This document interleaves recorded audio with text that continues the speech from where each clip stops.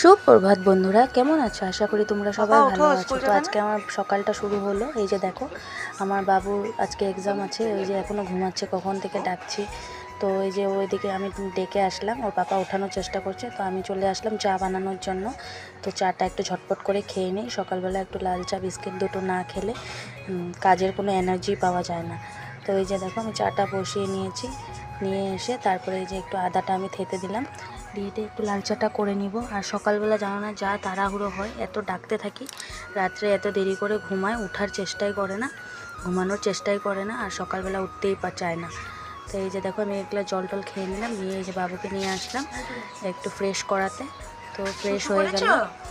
তো নিজে তো একা কিছুই পারে না, সব আমার করে দিতে হয়। তো এই যে দেখো,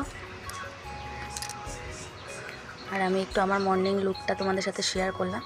তো এই যে দেখো, চলে এসেছি ওকে ঝটপট কমপ্লেন আর বিস্কিটটা খাওয়ানোর জন্য। সকালবেলা অনেক বায়না করে, মানে খেতে চায় না, অনেক কিছু বুঝিয়ে ভালিয়ে খাওয়াতে হয়। তো এই যে দেখো, ওকে খাওয়াচ্ছে, আর কিছু কিছু আমার সাথে বলছে মা স্কুল যাব, মানে স্কুলের বিষয়ই বলছে। তো এই যে দেখো, ক্যামেরার দিকেও কী করছে, মানে একটু ফানি করছে। তো এই যে চলো, আমি ওকে খাইয়ে দাইয়ে রেডিটা করে নিই ঝটপট। মানে টাইমটা কোথা থেকে যায় কিছুই বোঝা যায় না, মানে উঠি অনেক আগেই, কিন্তু ওর সাথে লাগতে লাগতে মানে টাইমগুলো চলেই যায়, মানে বুঝতেই পারি না টাইম কিভাবে চলে যায়। তো এই যে মাথায় একটু তেল দিয়ে নিলাম, দিয়ে ওকে ফ্রেশ করিয়ে রেডি করিয়ে দেবো। আজকে তো এক্সাম আছে, এক্সাম না থাকলে অতটা আমি, মানে ওয়েদার বেশি গরম থাকলে আমি পাঠাই না। তো এই যে একটু মা আর ছেলের মস্তি, আমি বলছি যে দেখো, গুড মর্নিং বলো, তোমার আজকে যে এক্সাম আছে বলে দাও, ভালো মতন বলো। একদম মারতে, এটা কি একদম মারতে, ভালো করে বলো, বলো ভালো করে বলো। তো এই যে দেখো, তারপরে রেডি হয়ে একবারে বাইরে চলে আসলাম। এই যে আমাদের ঘরের একদম রাস্তার সামনের লুকটা সকালবেলা। তো দেখো, মর্নিং ভাইবসটা কি সুন্দর না, একদম নির্জন পরিবেশ। এই যে এখন সব স্কুল টাইমে, তো এই যে এখন ওকে নিয়ে যাবো।